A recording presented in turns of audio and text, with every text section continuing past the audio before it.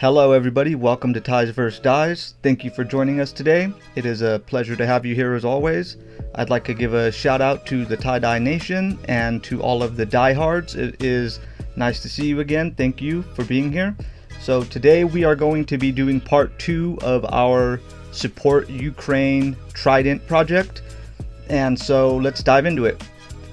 So what you see me doing here is I'm actually getting ready to just prepping the shirt, getting it ready for the initial mapping out process. So what I'm actually doing here is the mirror fold. So if you're not familiar with the mirror fold, this is a good time to dial that in because it's a very good view of it, and it's a very good just process of it being done, to where I have not seen too many like this where you can actually get a good glimpse of it. But this is it right here, just doing the mirror fold on a regular size 2X shirt, 100% cotton, by the way. And that's another thing. So before we're actually getting into this, there's a lot that was done behind the scenes that you may not have seen, and that was the prepping of the shirt. So initially what we do to prep, we like to boil out our shirts, and then we like to give them a soda ash bath. And so what that means is, you guessed it, we boil the shirt in water, just in regular water, and for about 5 to 10 minutes at boiling, and that is going to actually thoroughly clean out your t-shirt and your material. That way when we get into the dye absorption and the dye adding process, we know that that dye will bond nice and strong and be very durable and just give you a lifelong and a long-lasting dye color. So yes, keep that in mind. That's how we like to prep our shirts here. And so what I'm doing now, I'm actually just getting the shirt dialed in. So I'm just going over the little corners, and I'm going over the little wrinkles and just evening them out, flattening them out, trying to get them as even as possible. And the beauty of doing this method, this mirror fold method, is that it divides the shirt into equal parts for you. So that way, when you begin your folding and binding process, you can keep the shirt in different segments. And so right here, what I'm doing is I'm going with binder clips, and I'm just clipping down the shirt. That way I know that it will remain strong and it'll remain in the shape that it is, while I am flipping it and folding it and getting it ready to start that mapping out process, as you see me doing here. And so we're just starting out mapping out the initial kind of template for our trident. And the concept of this trident was actually going to be broken down into 3 different sections. And so instead of just mapping out one solid trident, we're actually going to be mapping out 3 different sections that we're going to fan fold. And when it's all done, we're going to bind those all together, and that's how we're going to get the perimeter or the aura of this trident. See here, those are the measurements right there that we used. I know, thank you for not going too harsh on me on the drawing. I drew that myself, by the way. And if you'd like a copy of that template, drop it in the comments, send me a message, and I will make sure to get you one. And so yes, you see me here just taking my time. I'm just mapping it out initially in this yellow washable marker. I definitely recommend using the washable markers because of the way that you can map out your project and know that it is not going to mess up your dye application. I've tried using other things before, like early on in the process, and just you should get yourself a set of washable markers. It's very much worth the investment. Yeah, it's priceless. It's one of those tie-dye tools that you really shouldn't go without.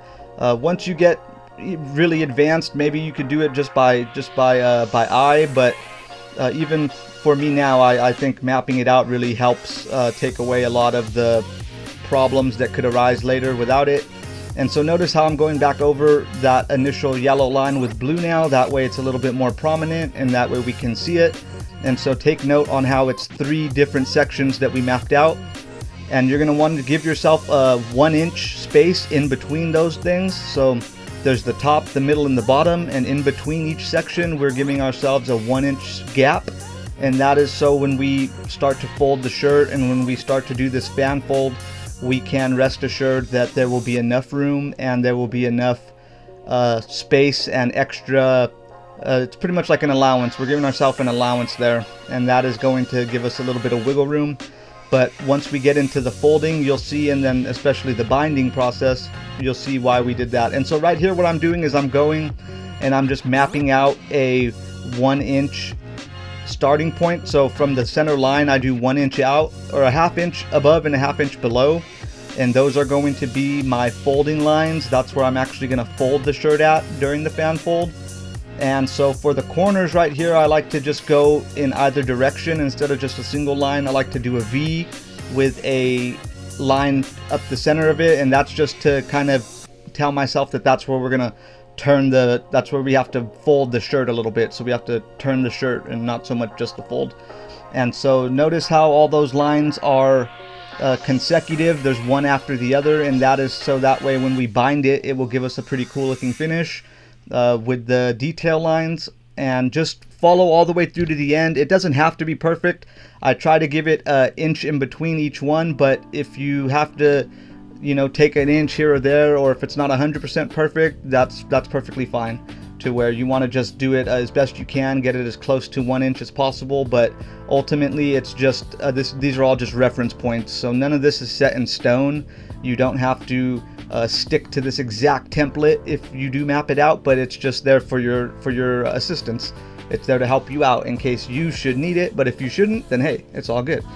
And so we're starting here with the bottom. Oh no, wait. Rewind that. We're actually mapping out this the bands, because we're going to do bands on the bottom of our shirt. This is something we haven't really done yet, but it came out looking really cool. So to keep this in mind, you could always do this to utilize more sections of your shirt. Typically we just do a scrunch fold on this part, but I wanted to utilize and showcase that you can take advantage of all of the canvas, and that you don't really have to leave anything blank if you don't want to. But yes, this is all the bands right there. We did 1, 2, 3, 4, 5 bands, and those are going to be underneath the trident, and that was the concept on that. And right here we're mapping out the spine. We did a 5 diamond spine, and that actually came out looking really badass. I was very much happy with the spine. Let me know what you think about it in the comments. It came out very, very fresh, and it looks really fucking cool, I think. So let me know what you think. So right here again, I'm just mapping it out. The initial marks, I'm mapping those out with the yellow washable marker again. I'll come back in with a darker color afterwards, and that is just in case I mess up anything on the initial mapping out process. I like to not have it be too much of a headache, so I just, you know, measure twice, cut once type deal, and that's what we're going with here. So keep that in mind. And so yes, there's going to be 5 diamonds for this 5 diamond spine, you guessed it. And of course, we're going to be mapping out each section individually. So instead of just one large fan fold, we're going to be doing 5 smaller ones, and you'll see in the finished results why we did that, because it looks pretty badass. And so we gave ourselves a 1 inch space in between each of those diamonds. And because we have the shirt mirror folded, you only map out half of the diamond, and when you unfold the shirt, the other half will be there as well. And so yes, 5 diamonds with 1 inch space in between. And you can go bigger or smaller. We just wanted to keep these ones tight and keep them down the spine straight with like a smaller spine design. And so you could make these larger or bigger as you prefer, but we just went with this spacing on it because of how just the nuance and the way we wanted this shirt to present at the end. And so yes, but keep that in mind, these can be altered in any way. You could add more or less. Just really try to give yourself that 1 inch space in between. That way you can map each one out individually and not have it overly interfere with the next one. That 1 inch space will give you enough wiggle room to contort the shirt and follow the shirt. And so combined with the washable marker as your map, you should be able to navigate through the folded shirts in a way that allows you to continue to fold them and bind them. And so that's the reason why we do it that way. So keep that in mind. Let me know if you do it another way. Drop it in the comments. Let's have a discussion about it. And so this is the shirt mapped out. So we're going to go ahead and flip that back over again one more time. Oh no, we're going to clip it first. But yes, and see, keep note, see how we are keeping those binder clips, keeping the shirt secure, and that allows us to fold the shirt and flip the shirt in any which way. That way we don't have to worry about it coming unfolded or worry about it becoming uneven during this mapping out process. And so what we're doing right here, we're doing a spear for the sleeves. And so in total we have the trident front piece with 5 bands underneath, and then we have a 5 diamond spine, and then we have the spear for the sleeves, and that is going to bring our trident theme all together. And this is the support Ukraine trident. from the Ukraine flag, the Ukraine trident, and there's a lot of meaning, and actually it's actually very deep, the reason why they chose to use the trident. And it represents freedom, it represents integrity, it represents strength, it represents durability and resistance, and it is the symbol for the Ukraine freedom. So if you didn't know that, now you know, and let me know what you think about that, because I thought that it was pretty cool reading up on it. You know, I wanted to make sure what I was mapping out here was actually something that I believed in, and I do. I support that. I support the Ukraine trident theme. It's pretty deep. And so yes, notice me here how we're doing this. We're just finishing up that initial bottom section of the trident, and so it looks kind of small, and you may trip on it that, hey, why does it look kind of small? But you got to remember that it's going to double in size once you open it up, and so keep that in mind, because I know that that's something that I kind of trip on. So I don't know if you trip on it too, but if you do, don't. So yes. And so right here, I'm just going back over that with floss. I used a binder clip to hold it down while I was getting the floss. That's a good little trick that I would recommend whenever you need to hold something. Just go ahead and binder clip it up. And the binder clips, the ones I like to get, come in 3 different sizes. There's the small, medium, and large. So whichever one you need for your binding needs, it's available. And so, and it's really cool because they actually fit perfectly, like with any size shirt that I found. It's very, very cool that they match up so perfectly. It's like they were made for them. Who knew? Oh yes, so right here, the difficult part in folding up this second piece is these turns, because you do have a few turns, but really try to just keep to that line, line that you mapped out, and that will get you to the end of it without overly stressing, because that's a couple times here while I was flipping the shirt and turning the shirt either which way, it was a little bit unclear where the line went. And so just take your time, you know, take a step back and really map that out. And what I'm doing here is I'm going back over each of those folds individually to make sure that they are nice and even and symmetrical. That way they don't fold over one another or clump over on one another, because that will ultimately just affect the dye application and then the finished result in the end. So again, what you see me doing here is I'm going with that floss, the dental floss, and this is the reason why we really like using it, because you can just shoot it out there and go ahead and start binding, and it's tacky, so it sticks to itself, and it really allows you to just throw on a few binds without any hassle or any problems, without having to tie it first. And it's something that's quick, it's efficient, it's effective, and it's cost effective, and there's just, you know, endless upsides to using the floss. I highly recommend it. 3 out of 4 dentists recommend it, so you know, it can't be wrong. Go figure. And so right here, what you see me doing is I'm going up that binding, the rest of the binding from the base all the way to the out part of the shirt. And the reason why we do that, we just go in 45-degree angles, and then we come back down in 45-degree angles just to make a cross pattern. And those will end up being our detail lines after we apply the dye and remove all the binding. Those will end up being pretty cool detail lines and pretty cool cut lines through the project. And it's just going to make it look really a lot interesting, a lot more detailed, and a lot more depth to the shirt. Go in between each of those little sections with that cross pattern and do different colors, a different color pattern, and that'll give you a different color pattern within the confines of your trident. So yes, keep that in mind. And so after we finished up this nub here on the trident, what we did was we kind of grabbed all the bottom piece of it together and we mapped out a perimeter. So that way, see how I'm doing here? I'm just kind of following the natural folds of it now. We had just bound and I gathered it up, and so this bind right here is going to let me know that this is the starting and stopping point for the trident. So any of the colors that I want to have or the nuances I want to have with the trident all need to be within the confines of this bind that I shot there, right there. So that's what keeps the perimeter of your trident or any design that you do. It's good to have that, and what that's going to do is that's going to give you like an aura, or like a like an aura. That's the best way I can say, an aura around your design rather than just having the design. So now you can choose to, well, you know, what color do I want to accentuate, or do I want to have set off this color pattern that I'm doing here. And right here what I'm doing is I just gathered up those 5 binds and I followed the lines on them. Follow the binds on the lines. Follow the lines on the binds, actually. That's what it is. Amanda binds. No. Detail lines. Bind the lines. Okay, so anyway, we fan folded those, and then we just folded it back onto itself with every line that was there. And right here I'm just getting some floss and shooting it over that to keep it all together. I could have used a binder clip, but I just wanted to get it lines on here, and it just is a little bit easier with the floss. And so notice how it's already, it's good to go right there. It's nice and sturdy, but it's not overly compacted to where it's not going to get good dye absorption. It's going to get really good dye absorption, especially when you use the floss to do that initial mapping out process.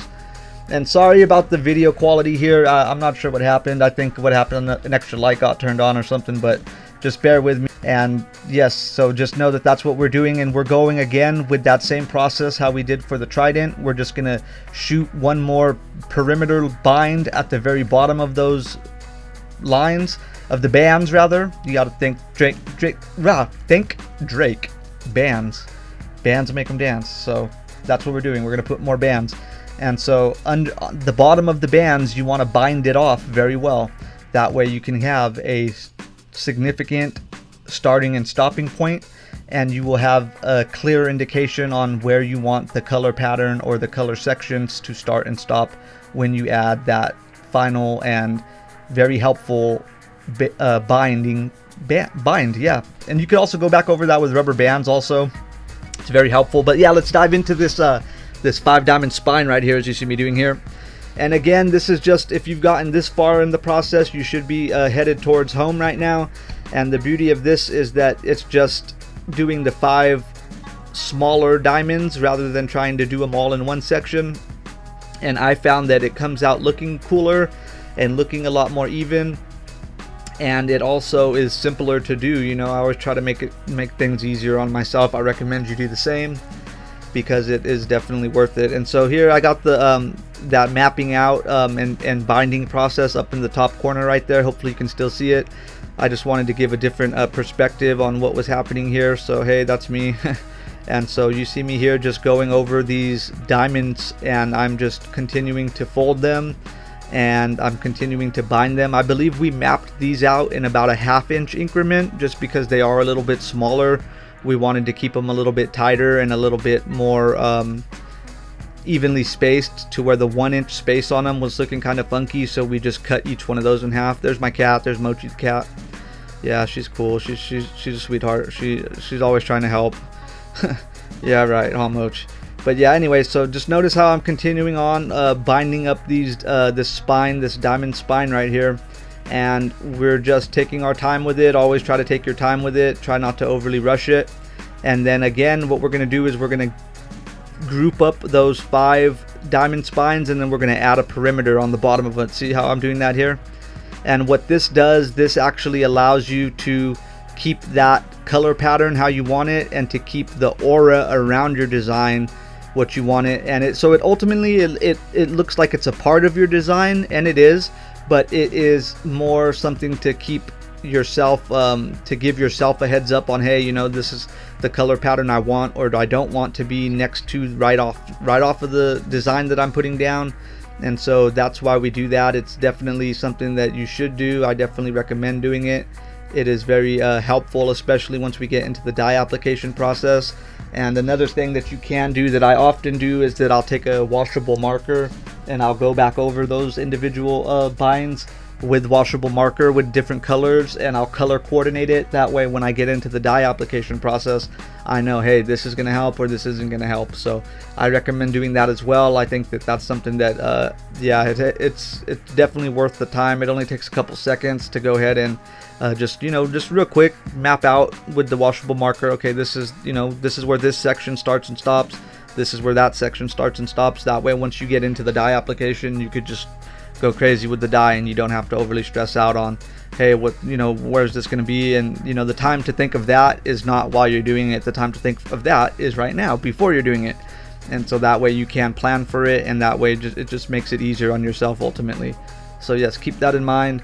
And so right here, what I did was I scrunched up the rest of the remaining body of the shirt, and I just added some detail lines around all that, and that just binds together the rest of the shirt, kind of like in a trip style, just whatever you think is cool, as many lines as you can, to keep the shirt compact. And once you add a different dye pattern onto that, it actually looks really cool. It looks like a smoky, spacey type finish to it, and I'm very fond of that. I think that that's a really cool way to finish up these shirts, honestly. And so as you see me doing here, I'm going back over the base of all of the designs with a rubber band, and what I'm doing is I'm just looping the rubber band 2 or 3 times around it. That way I know that there's a secure, tight bind at the very base of the designs. And what that allows me to do is to go heavy on the dye application and not have to overly stress on bleeding or one dye leaking or blending into the next if I don't want it to. That's the beauty of using the rubber bands like that at the base, because they actually constrict and they resist that dye very well, especially when you're using 100% cotton shirt. It's like they're made to be used together. Who knew? And so again, what I'm doing is I'm going back over those initial binds that I let down with the floss. Now I'm going back over them with sinew, and this is to just make sure that there's strong indicating stop and start points, and that there's strong detail lines, and that way I could clearly see the different sections. And it's cool because you can even completely disregard the floss lines, and then those floss lines will just end up as more detail lines once you get into it. So that's another thing to consider. So that's what I do oftentimes. I'll go back with the sinew and I'll do a different pattern, and you only have to wrap it like once, twice, 3 times at the most before you cinch it with the sinew, and then that'll give you a very good, very nice and well-rounded detail line and a well-rounded resist to the colors. Okay, so that's the color palette right there you see off to the side of me with the red little bucket thing. And what I'm actually doing is I'm actually going over it with the lighter colors first. So we used yellow, well, we used lemon yellow, highlighter yellow, dandelion yellow, and chartreuse. Chartreuse is actually a green, but it looks pretty yellow. So those are the 4 different yellows that we used on this project, because the trident flag color is blue and yellow.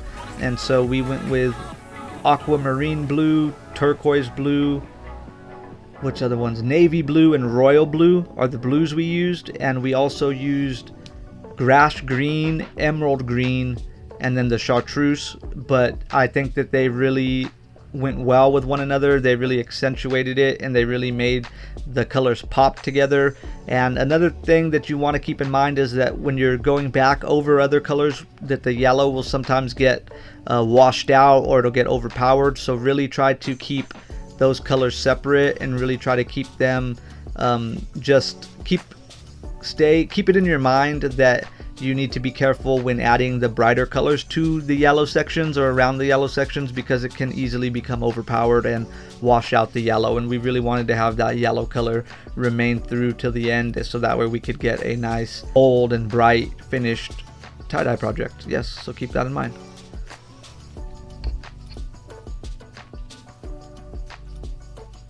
Okay, so what I'm doing right here is I'm putting a little cardboard divider in between part of the shirt and the other part. That way the trident design color didn't get onto the bands, and so that's what I was doing right there. I stuck a little piece of cardboard in between those 2 shirts to keep them separated, because they were touching one another. And so you could do this with plastic, you could do it with a plastic bag, you could do it with a piece of cardboard, piece of paper. Piece of cardboard works better than the paper, but the bag works better than the cardboard, so it's up to you, whatever you choose. Or you could ultimately leave it, but I just wanted to keep those colors separated. This is the color wheel that I use often to decide the color spectrum that I want to use. And again, just using the multiple tones and hues of the same colors really allows you to get a really deep and really graphic and really complex looking finished shirt, while just playing with the different tones and the different hues of the same colors. So try to do that often. I think it works very well. And what I'm doing here is I'm just going back over the base of that spine color that I used for the tips, and that is going to give it a more layered and more detailed kind of a pulsing look when it comes to the end. And so I tried to do that for all the different sections here, because I wanted the center points and the tips to all be done with the yellow. And so yes, notice here how I'm going back now with the blues. And we also used pinks and purples and I believe that was it. Yeah, we used pink, we used magenta, we used fuchsia pink, we used violet purple, and we used royal purple, as well as the blues and the yellows. Okay, could you turn it off? Could you turn it off? Thank you. But yes, so keep that in mind, that you want to have colors that are not only complementing but contrasting one another. I like to often use colors that are on different sides of the color spectrum, because it just gives it a lot of depth, and it makes you just feel more emotionally connected to it for some reason, because you don't typically get to see those colors together when you're doing some type of like digital coloring or digital rendering.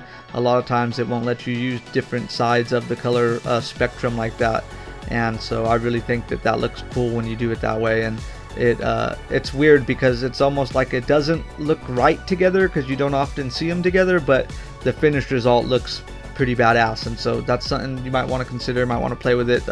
Let me know what you think at the end of this dye application. But yes, just notice how I'm going in around. Just, you got to take your time with this part. It's pretty tedious, but it's definitely worth it to take your time, because it comes out looking badass if you do take your time with it. And each little section, we're going back and we're just adding more and more color to it, more and more dye to it, just to give it that layering effect, and to also keep it from overly dripping. We want it to absorb all that dye. And so notice how we don't even have a bucket here. We're just going right into the shirt, and the shirt was completely dried at this point, and so it's easy to just go in a round of dye application and get a solid finished product. And then what we like to do also is we like to put this wrapped up in a plastic bag and then put it in a heating blanket, and we'll let it sit like that in the heating blanket. So let's get into the finished result. This is it right here. These are the bands from the bottom of the trident.